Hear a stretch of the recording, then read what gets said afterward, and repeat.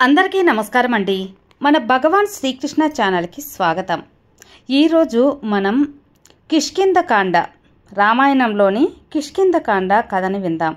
ఈ కథను ఎవరైతే శ్రీరామనవమి లోపల వింటారో వాళ్ళకి ఆ శ్రీరాముని ఆశీస్సులు, అదేవిధంగా హనుమంతుని ఆశీస్సులు పరిపూర్ణంగా దొరుకుతాయి. ఇక జై శ్రీరామ్ అనే ఒక్కసారి కామెంట్లో తెలియజేసి ఇక ఈ కథను వినడం ప్రారంభించండి.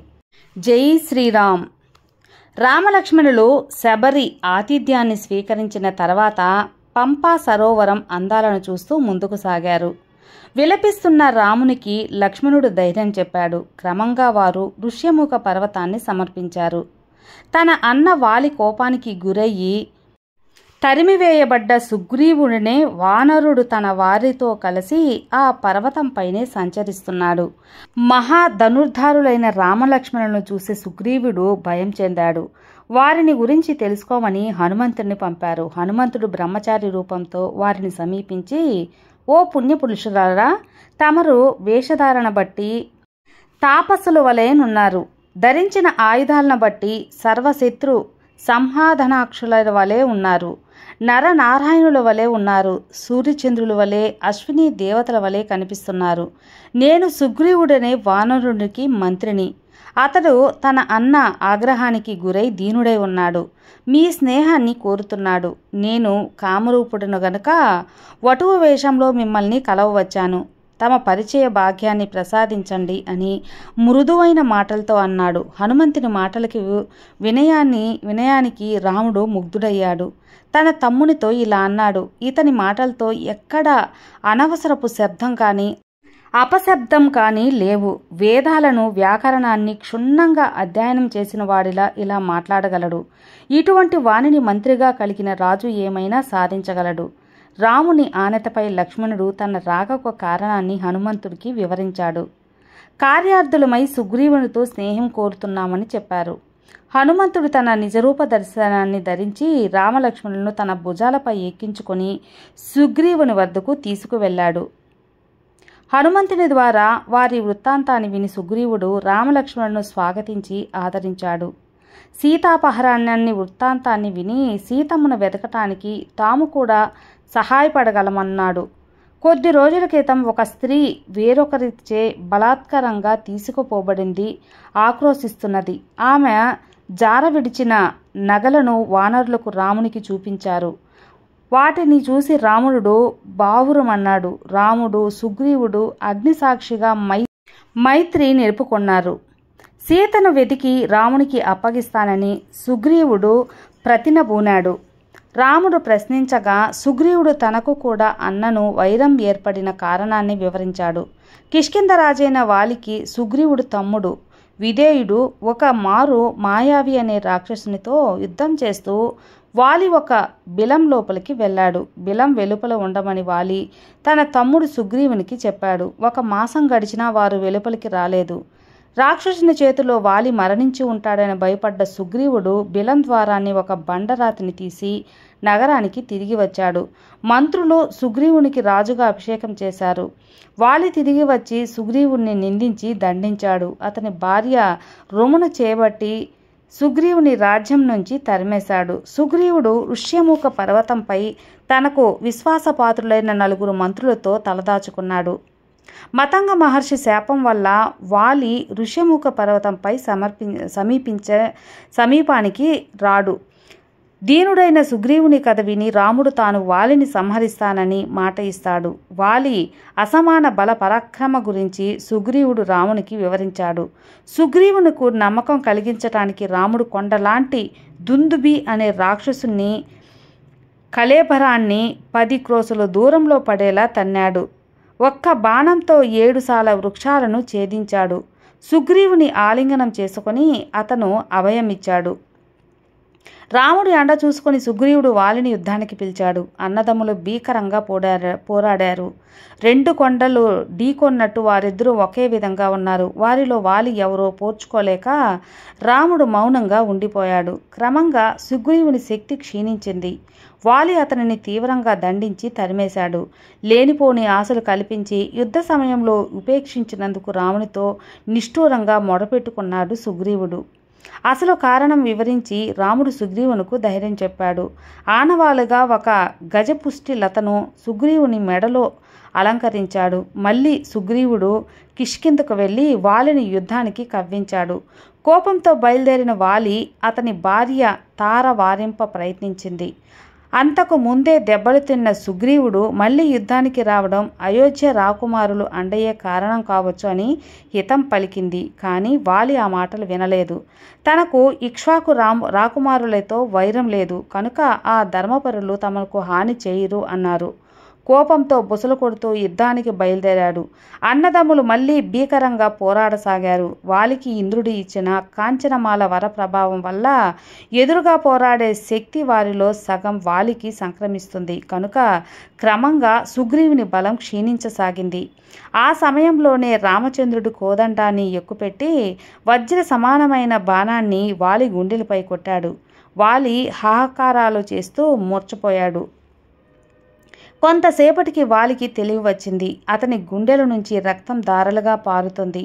ప్రాణాలు కడగడుతున్నాయి. ఎదురుగా రాముడు, అతని ఇరుపక్కల లక్ష్మణుడు, సుగ్రీవుడు కనిపించారు. నీరసంగా రాముని చూసి వాలి ఇలా నిందించాడు. రామా, నీవు మహా తేజోవంతుడువు. కానీ నీవు చేసిన ఈ నీచమైన పని వల్ల నీ వంశానికి తండ్రికి అపకీర్తి తెచ్చావు. నేను నీకు గాని నీ దేశానికి గాని ఏ విధమైన కీడు చేయలేదు. అయినా నన్ను వధిస్తున్నావు. నీవు సౌమ్యమూర్తిగా నటిస్తున్న మాయయముడివి. ఇంద్రియ లోభాలకు వశుడైనావు. అన్ని దోషాలు నీలో కనపడుతున్నాయి. నీవు క్షుద్రుడవు, మహాపాపివి. నా చర్మం, గోళ్ళు, రోమాలు, రక్త మాంసాలాలు నీకు నిరుపయోగం కనుక నన్ను మృగయా వినోదం కోసం చంపావని నాకు కూడా నీకు చెల్లదు. నీ కపటత్వం గ్రహించే నా ఇల్లాలు తార నన్ను ఎన్నో విధాలుగా వారించింది. కానీ పోగలాం దాపిరించి నేను ఆమె హితవాక్యలు విడిచిపెట్టాను. నా ఎదురుపడి యుద్ధం చేసే లావు నీకు లేదు. మద్యపాన మత్తుతుడై నిద్రపోయేవాడిని పాము కాటు వేసినట్లు చెట్టుమాటు నుండి నాపై బాణం వేశావు. ఇందుకు నీకు సిగ్గు కలగడం లేదా? నా సహాయం కోరి ఉంటే క్షణాల మీద రావణుణ్ణి నీ కాళ్ళ వెద్ద పడవేసి నీ భార్యను నీకు అప్పగించేవాణ్ణి. నేను చావుకు భయపడేవాడిని కాడు. సుగ్రీవుడు నా అనంతరం రాజ్యార్థుడే. కానీ ఇలా కుట్రతో నన్ను చంపి నా తమ్ముడిని రాజ్యం కట్టబెట్టడం నీకు తగిన పని కాదు. నీ చేతులను ఎలా సమర్థించుకుంటావు? నువ్వు చేసిన పనిని నా గొంతు ఎండకపోతుంది. ఈ బాణం నా ప్రాణాలను హరిస్తుంది. నిష్పత్రువులో ఎక్కువ మాట్లాడలేను, కానీ నీ సమాధానాన్ని వినగలను అని వాలి అంటాడు. వాలి పలుకులకు ఆలకించిన రాముడు శాంతంగా ఇలా అంటాడు. ఇంద్రనందన, నీ సందేహాలు తీర్చడం నా కర్తవ్యం. అందువల్ల నీ అంత్యకాలం ప్రశాంతంగా ముగియవచ్చును. నేను వేటమిష మీద నిన్ను చంపలేదు కనుక భక్ష్యభక్ష విచిక్ష అనవసరము. ధర్మ రక్షణార్థమే నిన్ను చంపాను. ప్రభువైన భరతుడు ప్రతినిందులతో కనుక మా రాజ్యంలో ధర్మహీనులను దండించే బాధ్యత, హక్కు మాకున్నాయి. నీ తమ్ముడు జీవించి ఉండగానే అతని భార్యను నీవు వశం చేసుకున్నావు. నీ ప్రవర్తనలో దుష్టత్వం ఉంది. అందుకే మరణదండయే సరైన శిక్ష. కనుకనే మన మధ్య ప్రత్యక్ష వైరం లేకున్నా నిన్ను శిక్షించాను. ధర్మానికి శత్రుమిత్ర తత్వాలు ఉండవని కిష్కిందకు రాజైన నీకు తెలుసు. ఇక చెట్టుమాటు నుండి చంపడం గురించి నీ మెడలోని కాంచనమాల మాలావర ప్రభావాన్ని నేను మన్నించాలి గనుక ఉపాయాంతరంగా కూల్చాను. ధర్మపరాజ్ఞుడైన వెదుని వధించటానికి యుద్ధ ధర్మాలు వర్తించవు. ఇక నీవు శిక్షార్హుడు కనుక నీతో నేను నా కార్యాలు సాధించుకోదగను. అన్యుల సహాయం పైన ఆధారపడేవాడిని కానని నా చరిత్రే చెబుతుంది. కనుక స్వలాభం కోసం నిన్ను వధించాలనుకోవడం అవివేకం. నీ వధకు మరొక అలౌకిక పరమార్థ కారణం కూడా ఉంది. నీవు ఇంద్రుని పుత్రుడవు. సృష్టికర్త ఆజ్ఞ మేరకు రావణ వధలో వానరులు నాకు సహకరించాలి. కానీ నీవు రావణుడి మిత్రుడవయ్యావు కనుక నీవు నాకు సహాయపడితే మిత్రద్రోహం చేసిన వాడవుతావు. రావణుడి పక్షాన ఉంటే పితృద్రోహివు అవుతావు. అటువంటి మహాపాతకాలు నీకు అంటకుండా నిన్ను రక్షించాను. ఇకనైనా నా చేతిలో ధర్మాన్ని తెలుసుకొని చిత్తక్షోభను వర్జించి శాంతిని పొందు అని రాముడు అంటాడు. అప్పుడు రామా, సర్వజ్ఞుడువైన నీకు బదులు చెప్పగలిగే వాడిని కాను. నీ చేతిలో మరణించడం నాకు పూర్వజన్మ సుకృతం. గారాభంగా పెరిగిన నా కొడుకు అంగదుణ్ణి కూడా సుగ్రీవుడిలాగానే నీవు రక్షించు. నా మీద ఉన్న ద్వేషంతో సుగ్రీవుడు తారను హింసించకుండా చూడు. నా ప్రేలాపనను అపరాధాలను మన్నించు. తర్వాత వాలి సుగ్రీవుల్లో పిలిచి తన మెడలోని కాంచనమాలను అతనికిచ్చాడు. అంగదుడిని స్వంత కొడుకులా చూసుకోమన్నాడు. తార హితోక్తుల అమలు చేయమన్నాడు. రాఘవుల కార్యాలను అలక్ష్యం చేయవద్దని, పినతండ్రిని కూడా తండ్రినిలాగే గౌరవించమని అంగదునికి చెప్పాడు. దేశకాలాలు గుర్తించి ప్రభువు పట్ల విధేయుడై ఉండాలన్నాడు. అందరినీ ఓదార్చి రాముడు వాలికి అంత్యక్రియలు జరపమన్నాడు. అనంతరం రాముని ఆనతపై రాజుగా సుగ్రీవుడు, యువరాజుగా అంగదుడు అభిషిక్తులయ్యారు. తన వనవాస నియమం ప్రకారం 14 సంవత్సరాలు నగరంలో ప్రవేశించకూడదు గనక రాముడు కిష్కింధకు వెళ్ళలేదు. వర్ష ఋతువులో అన్వేషణాయత్నంగా సాధ్యం కాదు గనక 4 మాసాల పాటు కిష్కింధలో సుఖభోగాలు అనుభవించమని, కార్తీక మాసం రాగానే రావణ వధకు సిద్ధం కావాలని రాముడు సుగ్రీవునికి చెప్పాడు. రామలక్ష్మణులు ధాతు సంపన్నమైన ప్రస్రవర్ణ పర్వతంపై నివసించసాగారు. ఆ రమణీయ ప్రదేశం వర్షాకాలంలో మరింత సుందరంగా ఉంటుంది. అందువల్ల రాముడు మరింతగా సీతాస్మరణతో రోధించసాగాడు. దుఃఖించేవాడికి సర్వకార్యాలు చెడుతాయని, ఒక్క 4 నెలలాగితే కార్యసాధన సానుకూలమవుతుందని లక్ష్మణుడు ధైర్యం చెప్పాడు. అందుకు శాంతత్వం పొందిన రాముడు తాను విచారాన్ని విడిచిపెట్టి పరాక్రమాన్ని అవలంబిస్తానని, శత్రువధకు సిద్ధమవుతానని మాట కూడా ఇస్తాడు. వర్షాలు వెనకబడి ఆకాశం నిర్మలమైంది. కాని సుగ్రీవుడు ధర్మార్థ విముఖుడై రేయింబవళ్ళు కామభోగాల్లో గడుపుతున్నాడు. ఆ సమయంలో హనుమంతుడు సుగ్రీవుని వద్దకు వెళ్ళి, మహావీర, నీవు రాజ్యాన్ని యశస్సును పొందటానికి కారణభూతుడైన శ్రీరామచంద్రుణ్ణి కార్యాన్ని ఉపేక్షించడం తగదు. మిత్రకార్యాన్ని విస్మరిస్తే అనర్థాలు తప్పవు. నీ కులాభివృద్ధికి హేతువైన శ్రీరామచంద్రునికి అప్రియం కలిగించవద్దు. వెంటనే సీతాన్వేషణకు మమ్మల్ని ఆజ్ఞాపించు అని హితం పలికాడు. సుగ్రీవునికి కర్తవ్యం స్మరణకు వచ్చింది. నీలుని పిలిచి అన్ని దేశాల నుండి వానరులను వెంటనే పిలిపించమన్నాడు. 15 రోజుల్లోపు రాని వానరులకు మరణదండన అని శాపించాడు కూడా. రాముడు సీతా వియోగంతో కుమిలిపోతున్నాడు. తాను చేసిన మేలు మరచి అలసత్యం వహించిన సుగ్రీవుని వర్తన రామునికి మరీ బాధ కలిగించింది. అది చూసి లక్ష్మణుడికి ఆగ్రహం పెళ్ళుబుక్కింది. అగ్నిహోత్రులా మండిపడుతూ కిష్కింధకు వెళ్ళాడు. కాలసర్ప సదృశ్యమైన ధనస్సు ధరించి కోపంతో నేత్రుడై వచ్చిన లక్ష్మణుని చూసి వానరులు భయంతో వణికిపోయారు.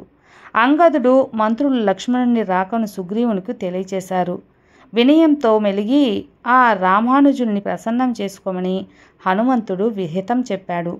ముందుగా తార వచ్చి సుగ్రీవుణ్ణి చాపల్యాన్ని మన్నించమని, అతను తన మిత్రధర్మాన్ని తప్పక నెరవేరుస్తాడని లక్ష్మణునికి ప్రాధేయపడుతూ విన్నవించుకొని అతనిని శాంతింపజేసింది. దానితో సుగ్రీవుడు కాస్త ధైర్యం తెచ్చుకొని తన అపరాధాన్ని మన్నించమని వేడుకొన్నాడు. సమస్త వానర గణాలను కిష్కింధకు రావాలని ఆజ్ఞాపించాడు. తన సేనాగణంతో లక్ష్మణుని వెంట రాముని చెంతకు వెళ్ళి రాముడి పాదాలపై పడ్డాడు. అతనిని రాముడు ఆలింగనం చేసుకున్నాడు. స్నేహితులిద్దరూ కలిసి సీతాన్వేషణ పథకాన్ని సిద్ధం చేసుకున్నారు. సుగ్రీవుని ఆజ్ఞపై వినతుడైన వానర వీరుడు వేల కొలది సేనతో తూర్పు దిక్కున సీతామాత అన్వేషణకు వెళ్ళాడు.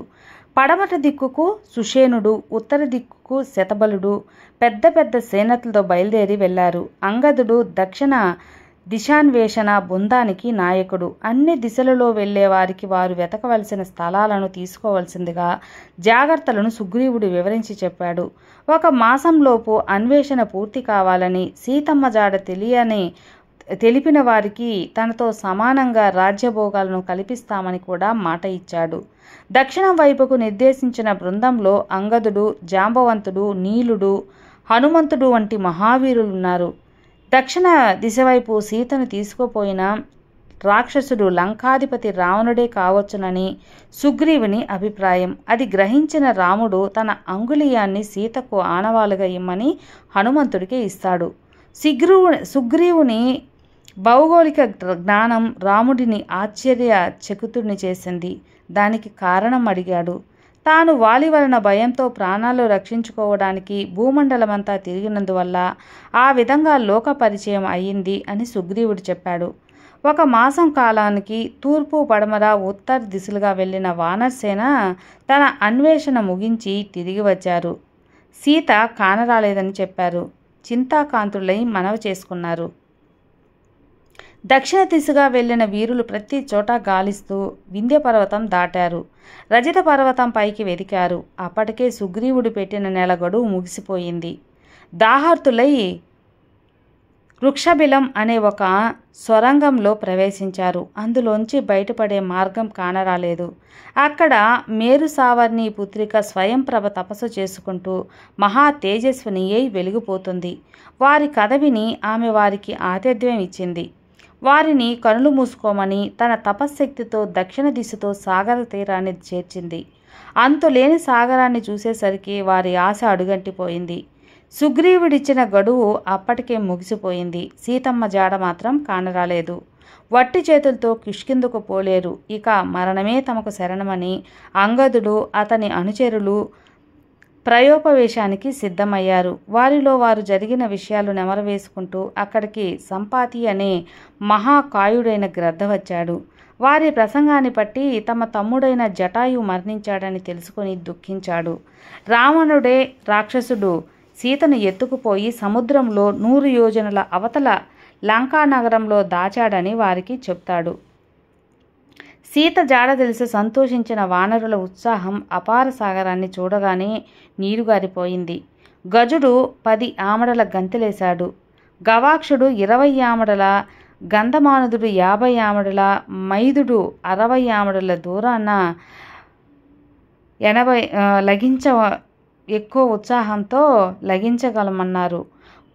వృద్ధుడైన జాంబవంతుడు 90 యోజనాలు మాత్రమే ఎగరగలను అన్నాడు. అంగదుడు 100 యోజనాలు లగించగలను అని చెప్పాడు. తిరిగి రావడానికి కష్టమైతే పని చెడుతుంది అని కూడా అంటారు. అంగదుడిని వారించి జాంబవంతుడు హనుమనితో ఇలా అంటాడు. నాయనా, ఈ కష్టాన్ని తరింపజేయడానికి నిన్ను మించిన సమర్థుడు లేడు. గరుత్మంతుడితో సమానమైన వేగ విక్రమాలు గలవాడువు. నీకు సమానమైన బలం, తేజం, బుద్ధి, కుశలత, పరాక్రమం మరెవ్వరికీ లేవు. నీ శక్తి నీకు తెలియదు. నీవు బహువర సంపన్నుడవు, వాయుపుత్రుడవు. ఈ సముద్రం దాటడం నీకు కష్టం కాదు. త్రివిక్రముడవై విజృంభించు, లేవయ్యా ఆంజనేయ అని ఉత్సాహపరిచాడు. ఆంజనేయుడు పర్వకాల సముద్రుడిలా ఉప్పొంగిపోయాడు. దీర్ఘదేహుడై విజృంభించాడు. అతని ముఖం ధూమం లేని అగ్నిలాగా ప్రకాశించింది. జాంబవంతునికి అన్య వానరుల ప్రముఖులకు వందనం చేశాడు. అంగదుడిని ఆశీర్వదించి ఇలా అన్నాడు. మహనీయులారా, మా తండ్రికి సాటి అయిన నేను అవశ్యం సాగరాన్ని గొప్పదంలా లగిస్తాను. నా వేగానికి సాగరం అల్లకల్లోలం అవుతుంది. సీతమ్మను చూసి రామకార్యాన్ని నెరవేరుస్తాను. అవసరమైతే లంకా నగరాన్ని పెళ్ళపిచ్చుకు వస్తాను. అనేక శుభ శకునాలు అడుగు పెడుతున్నాను. మీరు నిశ్చింతగా ఉండండి. లంఘన సమయంలో నా పదగట్టకు భూమి తట్టుకోలేదు కనుక ఈ మహేంద్రగిరిపై నుండి లగిస్తాను అంటాడు. కార్యసాధకుడు వై తిరిగి రమ్మని జాంబవంతుడు ఆశీర్వదిస్తాడు. మహాకాయుడైన హనుమంతుడు వాయుదేవునికి మ్రొక్కి మహేంద్రగిరిపై కొంతసేపు విహరించాడు. అతడు కాలునీన చోట పర్వతం బీటలు వారి కొత్త సెలయేళ్లు పుట్టాయి. శత్రునాశన సమర్థుడు, అత్యంత వేగంగా ఆయన హనుమ లంకాపట్టణం చేరడానికి సంకల్పించి లంకాభిముఖంగా నిల్చున్నాడు. హనుమంతుడు పర్వత సమానంగా దేహాన్ని పెంచి సాగరాన్ని దాటడానికి సన్నుద్ధుడయ్యాడు. మహేంద్రగిరిపై ఎక్కాడు. సూర్యుణ్ణి, ఇంద్రుణ్ణి, బ్రహ్మకు, భూతకొడికి నమస్కరించి పిక్కలు బిగబట్టి చేతులు అదిమి ఒక్కు దుక్కున లఘించాడు. అరుదుకు పర్వతం బీటలు వారింది. ఆకాశంలో మేఘంలో విడిచిన రామబాణంలో హనుమంతుడు వేగం లంకకు వైపు వెళ్ళసాగాడు. రామకార్యానికి సహాయపడదలిచి దారిలో మైనాకుడనే పర్వతం తనపై విశ్రాంతి తీసుకోమని కోరాడు. ఆ ఆతిథ్యాన్ని వినయంతో తిరస్కరించి హనుమంతుడు ముందుకు సాగాడు. సురస అనే నాగమాత హనుమకు పరీక్షించదలసి మృత్యు గర్వం లాంటి తన నోరు తెరచి అతనికి దారి అడ్డుగా నిలిచింది. యుక్తిగా ఆమె నోటిలో ప్రవేశించి మళ్ళీ బయటకు వచ్చి ఆమె ఆశీర్వచనం పొంది హనుమంతుడు ముందుకు వెళ్ళాడు. సింహిక అనే ఛాయాగ్రాహిక రాక్షసి హనుమంతుడి నీడను పట్టి లాగింది. దూరం నుండి లంకా నగరం శోభను, సౌందర్యాన్ని, సురక్షిత వ్యవస్థను చూసి హనుమంతుడు ఆశ్చర్యపోయాడు. చీకటి పడిన తరువాత చిన్నపాటి దేహం దాల్చి నగరంలో ప్రవేశించబోయాడు. ద్వారం వద్ద లంకా నగరాది దేవతలు లంకిని అతన్ని అడ్డగించింది. హనుమంతుడు ఆమెను దండించాడు. అతడు కారణజన్ముడని, బ్రహ్మ చెప్పిన విధంగా లంకకు కీడు వాటిల్లుతుందని లంకిని గ్రహించింది. ద్వారం గుండా కాకుండా ప్రాకారాన్ని లగించి ఎడమకాలు ముందుంచి హనుమంతుడు మయుని అపూర్వ సృష్టియే లంకలో ప్రవేశించి సీతను వెతకసాగాడు. ఆ సమయంలో చంద్రోదయం జరిగి లంకా నగరం మరింత శోభాయమానంగా మారింది. చిన్న శరీరం ధరించి హనుమంతుడు రావణి మందిరంలోనూ, పానశాలకుల్లోనూ, పుష్పక విమానంలోనూ అన్ని చోట్ల సీతమ్మను వెతికాడు. రాత్రివేళ రావణుని మదిలో కాంతలు భోగలాల సులై చిత్ర విచిత్ర రీరోతులై నిర్దిస్తూ ఉన్నారు. ఆ దృశ్యాలను చూసి కలవరపడిన హనుమంతుడు తాను రామకార్యార్థమై నిమిత్తం ఏ విధమైన వికారాలకు లోను కాకుండా సీతాన్వేషణ చేసినందుకు తనకు దోషం అంటదని, తన బ్రహ్మచర్య దీక్షకు భంగం వాటిల్లదని సమాధానపడ్డాడు. పుష్పక విమానం అందాన్ని, రావణుని ఐశ్వర్యాన్ని చూసి అబ్బురుపడ్డాడు హనుమంతుడు. నిద్రిస్తున్న స్త్రీలలో మండోదరిని చూసి సీతాని భ్రమించాడు. మరలా తప్పు తెలుసుకుని అన్వేషణ కొనసాగించాడు. సీతమ్మ జాడ కానాక చింతించాడు కూడా. ఏం చేయాలో తోచలేదు. ఊరికే వెనుకకు మరలి అందరినీ నిరాశపరచడానికి ఇష్టం లేక తన కార్యం విఫలమైతే సుగ్రీవుడు, రామలక్ష్మణులు మరెందరో హతాశులవుతారని ఆత్మహత్యకు గురించి కూడా ఆలోచించాడు. సీత కనిపించకుండా తాను వెనుకకు వెళ్లేదే లేదని నిర్ణయం తీసుకున్నాడు. ఆ సమయంలోనే అశోకవనం కనిపించింది. అశోకవనంలో అనన్య సుందరమైనది. అందులో చక్కని వృక్షాలు, పూలు, విచిత్రమైన కృతక పర్వతాలు, జలాధారాలు ఉన్నాయి. మణిమాన్యాలైన సరస్సులున్నాయి. అద్భుతమైన చైత్య ప్రసాదములున్నాయి. వాటిలో అతి మనోహరమైన ఒక సింసుపా వృక్షాన్ని ఎక్కి హనుమంతుడు చుట్టుపక్కల పరిశీలించాడు. అక్కడ సింసుపా వృక్షం కింద రాక్షస కాంతలచే పీడించబడుతూ సింహాల మధ్యనున్న లేడి వలె బీతయ్యై కృషించిన ఒక స్త్రీని చూశాడు. ఆమె ఏకవస్త్రయై ధూమావృతమై అగ్ని శిఖవలే మిథ్యాబతులై భంగపడిన కీర్తి వలె చంద్రబింబం వలె ఉంది. ఆమె ధరించిన ఆభరణాలు, ఆమె తీరు ఉన్న స్థితిని బట్టి హనుమంతుడు ఈమె సీత అని నిర్ధారించుకున్నాడు. ఆమె దీనావస్థను, రామలక్ష్మణుల దుఃఖం తెలుసుకొని కాలం ఎంతటి వారికైనా అతిక్రమింపరాని బలమీయమైనది అనుకొని హనుమంతుడు దుఃఖం చెందాడు. డీకి కామాంతుడైన రావణుడు వచ్చి సీతను బెదిరించి తనకు వశం కావాలను ఆదేశించాడు. సీత ఒక గడ్డి పరకను అడ్డంగా పెట్టుకొని రావణుని ధర్మహీనతకు, బీరత్వాన్ని నిందించింది. పోగలము దాపురించినందువలనే ఈ నీచ సంకల్పం అతనికి కలిగిందని కూడా హెచ్చరించింది. శ్రీరాముని బాణాలకి అగ్నితో లంక భస్మగుట్టం తథ్యమని రావణునికి గట్టిగా బుద్ధి చెప్పింది. 1 నెల మాత్రమే గడువు పెట్టి రావణుడు వెళ్ళిపోయాడు.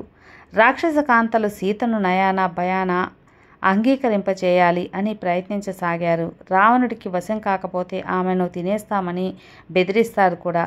భయ విహల్య ఆశను కోల్పోయి సీత ప్రాణత్యాగం చేయాలని నిర్ణయించుకుంది. వారిలో సహృదయమైన త్రిజట అనే రాక్షసకాంత మిగిలిన రాక్షస స్త్రీలను గద్దించి సీత వంటి పుణ్యస్త్రీకి హాని చేయడం రాక్షస జాతికి వినాశకరమని హెచ్చరించింది. తనకు వచ్చిన కలలో ఇలా జరిగిందని చెప్పి 1000 హంసలు పూంచిన తెల్లని ఏనుగు దంతపు పల్లకీలో రామలక్ష్మణులు లంకకు వచ్చారు. తెల్లని పర్వతాంగంపై సీత ఆసీనమై ఉంది. ఆమె సూర్యచంద్రులను సృష్టించింది. 4 దంతాలు కలిగిన తెల్లటి ఏనుగు ఎక్కి రాముడి ఒడిలో సీత కూర్చుని ఉంది. సీతా రామలక్ష్మణులు అదిసి వచ్చిన భద్రగజం ఆకాశంలో లంక పై భాగాన నిలిచింది. 8 వృషభములు పూంచిన రథంపై రాముడు తెల్లని వస్త్రాలతో సీతా లక్ష్మణులతో లంకలో కనిపించాడు. తర్వాత వారంతా పుష్పకం ఎక్కి ఉత్తర దిశగా వెళ్ళిపోయారు. ఎర్రని వస్త్రం ధరించి తైలం పూసుకొని రావణుడు మత్తిల్లి పుష్పకం నుండి కింద పడ్డాడు. గాడిదలు పూంచిన రథంలో ఉన్నాడు. అతని మెడలో తాడు కట్టి నల్లని వస్త్రాలు ధరించిన ఒక స్త్రీ దక్షిణాలని లాగుస్తుంది. అతడు దుర్గంధ నరక కూపంలో పడిపోయాడు. రావణుడు పందినెక్కి, కుంభకర్ణుడు పెద్ద ఒంటినెక్కి, ఇంద్రజిత్తు ముసలనెక్కి దక్షిణ దిశగా పోయారు. విభీషణుడు మాత్రం తెల్ల గొడుగుతో దివ్య ఆభరణాలతో తెల్లని గజం అధిరోచించి మంత్రులతో కూడి ఆకాశంలో ఉన్నాడు. లంకా నగరం ధ్వంసమై సముద్రంలో కూలిపోయింది. రాక్షస స్త్రీలంతా తైలం త్రాగుతూ పిచ్చివారి వలె లంకలో గంతులు వేస్తున్నారు. ఇలా చెప్పి త్రిజట తమను ఆపద నుండి కాపాడమని సీతాదేవిని వేడుకోమని తక్కిన రాక్షసుల కాంతలను హితవు పలికింది. భయంకరమైన ఆ కలవిని రాక్షస కాంతలు ఎంతగానో భయపడ్డారు. ఆత్మహత్యకు సిద్ధపడిన సీతకు శుభశకునాలు కనిపించాయి. చెట్టుపై నుండి ఇదంతా గమనించిన హనుమంతుడు ఇక ఆలస్యం చేసినచో సీత ప్రాణత్యాగం చేస్తుందేమని ఊహించాడు. కానీ ఒక్క మారుగా ఆమెకు కనిపించినట్లయితే ఆమె కంగారు పడి కేకలు వేయవచ్చు. అలాగైతే అసలు పని చెడిపోతుంది అని భావించాడు. చెట్టుపై నుండి మెల్లగా దశరథ కుమారుడైన రాముని కథ చెప్పను ఆరంభించాడు. ఆ రాముడు సీతను వెతకడానికి పంపిన దూతల్లో ఒకడైన తాను ప్రస్తుతం లంకను చేరి చెట్టుపై నుండి సీతను చూస్తానని ఆ కథాక్రమంలో తెలియచేశాడు. ఆ రామకథా శ్రవణంతో సీత కొంత ఆనందం కలిగింది. కానీ తాను కలగంటున్నానేమో అని కూడా భ్రమపడింది. తల పైకెత్తి మెరుపు తీగ వలె అశోక పుష్పం వలె ప్రకాశిస్తున్న వానరుణ్ణి చూసి కలవరపడింది. తాను విన్న విషయాలు సత్యాలు కావని బ్రహ్మకు, మహేంద్రునికి, బృహస్పతికి, అగ్నికి నమస్కరించింది. హనుమంతుడు మెల్లగా చెట్టు దిగి వచ్చి ఆమెకు శుభం పలికాడు. సీతకు తన వృత్తాంతమును, రాముని దుఃఖాన్ని వివరించాడు. శ్రీరాముని పరాక్రమాన్ని, గుణగుణాలను ప్రశంసించి ఆమెకు త్వరలో విముక్తి కలుగుతుందని అనునయ వచనాలు పలికాడు. సీత దుఃఖంతో అందరినీ క్షేమ సమాచారాలు అడిగింది. ఆపై రాముని వర్ణించమని కోరింది. హనుమంతుడు భక్తితో అనన్య సుందరుడు అయిన రాముణ్ణి, అతని సోదరుడైన లక్ష్మణ్ణి వర్ణించాడు. రాముడు ఆజానబాహుడు, కమల పత్రాక్షుకుడు, రూప దక్షిణ్య సంపన్నుడు, శుభలక్షములు గలవాడు, తేజోమూర్తి, ధర్మరక్షకుడు, సర్వ విద్యాపాగవతుడు, లోక మర్యాదలను పాటించువాడు, సమభక్తులైన శరీరాంగము కలవాడు, మంచి నడవడిక కలిగినవాడు, అతని తమ్ముడు లక్ష్మణుడు అట్టి శుభలక్షములే కలిగిన ఎర్రటి మేని ఛాయగలవాడు. అట్టి రామలక్ష్మణుడు నీకై పరితపిస్తున్నారు. సుగ్రీవునితో చెలిమి చేసి నిన్ను వెతుకుటికై 4 తెరువులు వానరులు పంపి ఉన్నారు. ఓ సీతాదేవి, త్వరలోనే శ్రీరాముడు నిన్న ఇచ్చటి నుండి తీసుకుపోతాడు అని హనుమంతుడు చెప్పగా రాముని గురించి విని సీత కొంచెం ఊరడిల్లింది. తర్వాత హనుమంతుడు ఆమెకు శ్రీరాముడు ఆనవాలైన అంగుళీకమును ఇచ్చాడు. రాముడు చెప్పిన మాటలు తెలియచేశాడు. ఆమెకు శుభం పలికాడు. తనతో వస్తే ఆమెను తీసుకుని వెళ్ళగలనని కోరాడు. సీత హనుమంతుని పలుకులతో సంతోషించి అతని పరాక్రమాన్ని ప్రశంసించింది. కానీ స్వయంగా రాముడే వచ్చి రాముని పరిమార్చి తనను తీసుకువెళ్లాల్సిందిగా చెప్పింది. రాముని పరాక్రమానికి ముల్లోకాలు ఎదురులేదని చెప్పింది. రామలక్ష్మణులకు, సుగ్రీవునకు బలూక వానరులు ధర్మక్రమం అనుసరించి కుశలం అడిగినట్లు తెలపమని పలికింది. హనుమంతుడు ఆశీర్వచించి తన చూడామణిని ఆనవాలుగా ఇచ్చింది. 1 నెలలో రాముడు తనను కాపాడుకున్నా తాను బతకను అని చెబుతుంది. ఆ మహాంబుదికి దాటడం హనుమంతుడు, వాయుదేవుడు, గరుత్మంతుడు తప్ప ఇతరులకు ఎలా సఖ్యమని శయించింది. అందుకు హనుమంతుడు తనకంటే గొప్పవారైన మహావీరులు వానరులలో ఎందరో ఉన్నారని, తాము సామాన్యుడు గనుక ముందుగా తనను దూత కార్యానికి అంటే యుద్ధానికి కాదు పంపారని ఆమెకు నచ్చజెప్పాడు. మహావీరులైన రామలక్ష్మణులు కపిబూలక సేన సమేతంతో త్వరలో లంకకు వచ్చి సూర్యచంద్రుల వలె అగ్ని వాయువుల వలె లంకను వానాశనం చేసి రావణ సంహారం సాగించడం తథ్యమని ఆమెకు అనునయించాడు. హనుమంతుణ్ణి సీతమ్మ ఆశీర్వదించింది. సీతా దర్శనంతో సంతృష్టుడైన హనుమంతుడు ఇక పనిలో పనిగా రావణుడితో భాషింపవలెనని లంకను పరిశీలింపవలని నిర్ణయించుకున్నాడు. అలా చేయడం వల్ల రావణుని హెచ్చరించడానికి, లంక రక్షణా వ్యవస్థను తెలుసుకోవడానికి వీలవుతుంది. అంతేకాకుండా ఆ ప్రయత్నంలో లంకకు వీలైనంత నష్టం కూడా కలిగించవచ్చునని ఇలా సంకల్పించిన హనుమంతుడు వెంటనే ఉగ్రకారుడై వనాన్ని అడ్డు వచ్చిన వేలాది రాక్షసులను ధ్వంసం చేసి మకర తోరణాన్ని అధిష్ఠించి కూర్చున్నాడు. ఆ కపిని బంధించమని రావణుడు 80,000 మంది సైన్యంతో పంపాడు. హనుమంతుడు జేత్వతి బలి రామో లక్ష్మణ మహాబలి అని ఒక రాముని పరాక్రమాన్ని తెలియచేసే ఒక శ్లోకాన్ని పాడాడు. రాఘవులు విధేయుడైన కిష్కింధ ప్రభువు సుగ్రీవునకు జయము. నేను శ్రీరామదాసుడును, వాయుపుత్రుడును, హనుమంతుడును. శత్రు సైన్యాన్ని నాశనం చేస్తాను. 1000 మంది రావణులైన యుద్ధంలో నన్ను ఎదిరించేవారు లేరు. వేల కొలది శిలలతోనూ వృక్షాలతోనూ సకల రాక్షసులతోనూ లంకాపురిని నాశనం చేస్తాను. నా పని ముగించుకొని సీతమ్మకు నమస్కరించి వెళ్తాను. రాక్షసులు ఏమీ చేయలేక అలాగే ఉండిపోతారు. ఇలా గర్జిస్తూ హనుమంతుడు ముఖద్వారానికి బిగించి ఇనుప గడియతో రాక్షసులందరినీ చావగొట్టాడు. పర్వతాకారం దేహాన్ని పెంచి చైత్ర ప్రసాదాన్ని కూలగొట్టి ఆ ప్రాసాదము యొక్క పెద్ద స్తంభాన్ని పరిగల త్రిప్పుతూ అందరినీ చావగొట్టాడు. అప్పుడు రావణుడు ప్రహస్తుని కుమారుడు మహాబలశాలి అయిన జంబుమాలిని పంపాడు. హనుమంతుని చేతి పరిగతో జంబుమాలి శరీరం చూర్ణమైపోయింది. ఆపై అగ్నివలే తేజరిల్లే యుద్ధ విద్యా నిపుణులైన 7 మంత్రిపుత్రులను పెద్ద సేనతో కలిసి హనుమంతునిపై దండెత్తారు. హనుమంతుడు భయంకరంగా గర్జించి కొందరికి అరచేతిలోనే, కొందరిని ముష్టి కథాలతో, కొందరిని తన వాడి గోళ్లతోనూ చంపగా యుద్ధభూమి అంతా శత్రువుల రక్త మాంసాలతో చెల్లాచెదరైపోయింది. తర్వాత విరూపాక్షుడు, యుపాక్షుడు, దుర్ధరుడు, ప్రగుసుడు, బాసకర్ణుడు అనే గొప్ప సేననాయకులు తమ సేనలతో వచ్చి వనముఖ ద్వారంపై కూర్చున్న హనుమంతుడిపై విజృంభించారు. వారంతా కూడా హనుమ చేత నిహతులైపోయారు. రణభూమి అంతా రాక్షస వాహన కబేరాలతో, ఆయుధ రథ శకలాలతో నిండిపోయింది. ఇక దుర్ధరమైన ప్రతాపశాలి వర సంపన్నుడైన గొప్ప రథము కలిగిన ఆయన అక్షయ కుమారుడు సకల బలాలతో హనుమంతుని సమీపించాడు. వారి మధ్య జరిగిన యుద్ధం సురాసురులతో శుభ్రమపరిచింది. వర్షం లాంటి అక్షకుమారుని బాణాలు హనుమంతుణ్ణి చాలా నొప్పించాయి. అతని పరాక్రమానికి హనుమంతుడు ముచ్చటపడ్డాడు. అంతటి పరాక్రమశాలిని తేజోమయిని చంపటానికి తటపటాయించాడు. కానీ అతనిని ఉపేక్షిస్తే తనకు పరాభవం తప్పదని తెలుసుకొని హనుమంతుడు విజృంభించాడు. ఆకాశానికి ఎగిరి వాయువేగంతో సంచరిస్తూ అరచేతితో అక్షయ కుమారును గుర్రాలను చరిచి చంపేశాడు. తర్వాత గరుత్మంతుడు మహాసర్పాన్ని పట్టుకొనగా అక్షకుమారునితో కాళ్ళను గట్టిగా చేయించుకొని గిరగిరా తిప్పి నేలకు విసిరికొట్టాడు. అక్షకుమారుని శరీరం నుగ్గునుగ్గైపోయింది. ఈ సంగతి తెలిసిన రావణుడు కలవరపడి పెక్కు జాగ్రత్తలు చెప్పి ఇంద్రజిత్తును యుద్ధానికి పంపాడు. ఇంద్రజిత్తు బ్రహ్మవర సంపన్నుడు. ఇంద్రాదులకు కూడా నిలువరింపు శక్యంగాని పరాక్రమశాలి. మంత్రతంత్ర యుద్ధ నైపుణ్యాలు గలవాడు. అతడు తండ్రికి నమస్కరించి రణోత్సాహం పొంగిపోతూ సేనలు లేకుండా ఒక్కడే దివ్యరథాన్ని అధిరోహించి హనుమంతుడిపైకి వెళ్ళాడు.